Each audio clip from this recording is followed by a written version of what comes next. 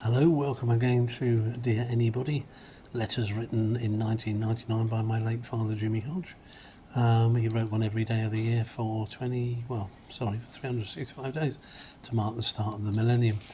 Today is the 23rd of March, which is quite poignant really because Jimmy sadly passed away on this day some 4 years ago and at the age of 88, and it was quite a sad time because it was quite quick, a little bit unexpected.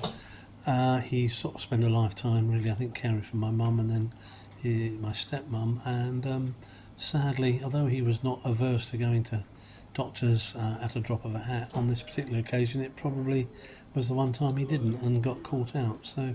So God bless you, Jimmy, and thanks for all these letters.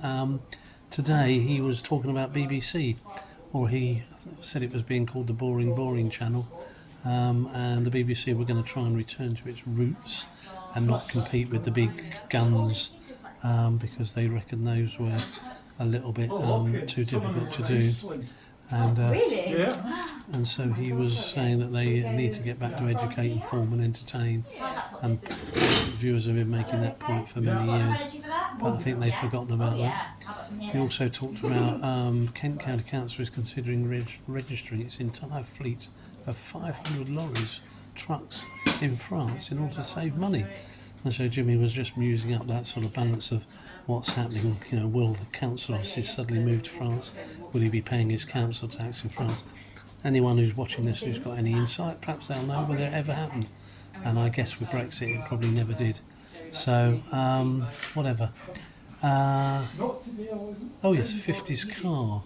He went and visited a friend who had a 50s car, and he was musing about how modern cars, which weren't, let's face it, that modern 26 years ago, how kids cope without all sorts of things and gadgets and cars with air conditioning and RPMs and all sorts.